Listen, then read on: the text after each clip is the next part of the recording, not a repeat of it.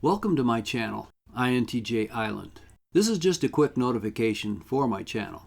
I wanted to explain the break in making videos. Aside from the frustration of dealing with the things that have been done politically, I find stupidity to be draining. I got physically sick. This is twice in 4 or 5 months, and it had been many years since the last time this happened even once. This is not a trend I want to see continue. Just a quick basic timeline. On the day I did my last video, April 18, I was hit with a stabbing back pain. As I age, pain is common, so I didn't think much about it, but it didn't go away. The next day, my temperature began to rise. It went from 99 to 101 in 2 hours, and then kept on climbing.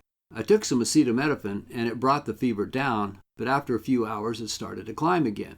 I didn't feel much worse the next day, but the fever was not going anywhere. There was added some abdominal pain, but it wasn't sharp, just a dull ache. Finally, on April 21, I called my doctor up to see what he recommended, because I was getting ready to go to the emergency room. He didn't talk to me directly, but he relayed a message through his nurse for me to stay home and we would have a Zoom visit first. Well, he never called back for the visit, so the first thing the next morning, April 22, I called the office again to find out what was going on. My fever had reached 103 and might have kept climbing if I hadn't hit it with another dose of acetaminophen. Once again, I didn't reach the doctor directly, but the nurse called back with instructions for me to go to the urgent care and to get tested for the new bug. I was surprised by that. Weeks ago, he had emailed me a list of symptoms for the new bug, and I didn't have any of them other than the fever. Also, I'm fairly sure I was hit with that bug in late December and early January. I had all the symptoms then, and was about as ill as I have ever been for 3 days or so, and had a lingering cough for weeks.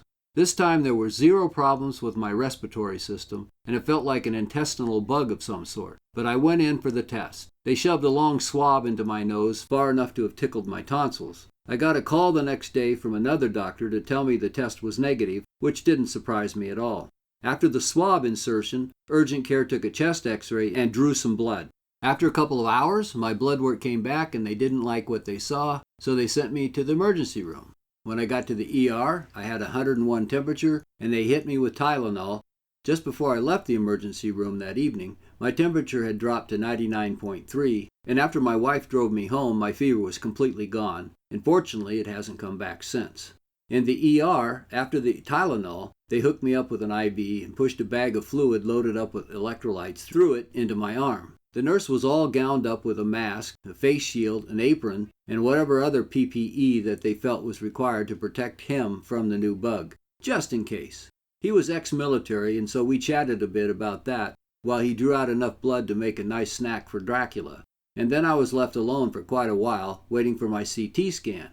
As is usually the case with emergency rooms, most of the 7 hours that I spent there were invested in waiting. The nurse had threatened me early on by pointing to the TV set on the wall, and before he could explain how to turn it on, I said, "No thanks." I already had enough negativity going on in my life at that moment.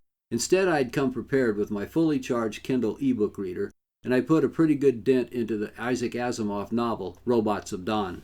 When all the tests were done, the doctor told me I had acute pancreatitis. The CT scan told him that my pancreas was slightly enlarged, but not dangerously so, and though my Lapis blood test number was too high, it wasn't extremely high. I was happy to hear that it was very unlikely that I had pancreatic cancer. They sent me home with a list of instructions. On the lighter side, I have to point out that one of those instructions said that I should call 911 in case any one of several symptoms might pop up, and one of the symptoms that was listed was loss of consciousness. That was nearly as funny as a TV blooper I watched recently where a female reporter said into the camera, "We tried to reach out to the man who died in this pursuit, but they were unavailable for comment." There is a link in the description in case you missed that one. I have never tried it, of course, but I think it might be asking too much of myself to dial 911 while being unconscious. I had left for urgent care in the late morning, and I arrived home from the ER around 8:30 p.m. I felt like it had been a very long day. But unfortunately, the road to recovery was longer than I had anticipated. My fever was gone, but I was on a liquid diet for a couple of days, and my digestive tract had turned into a waterworks, and that continued for 4 days. Then, bit by bit, things became more and more normal, and I have been adding more types of food as I go along. I am not all the way back yet, but I am getting very close, and I won't burden you with additional details. The important thing is I am still on the mend. As things were slowly improving last week, there happily was a rather abrupt positive change where a general feeling of well-being suddenly appeared. Before then I was quite lethargic and felt ill. With this new change, I found that I was able to finally focus a bit, and while I still wasn't quite up to making videos, I started writing a PHP script to draw a map of the USA, state by state, individually, that I will use to help my granddaughter learn geography.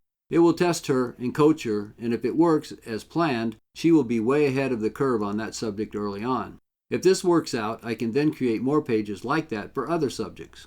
This week I am feeling much better, and I'm going to try to get back to making videos again. I thank you for your patience.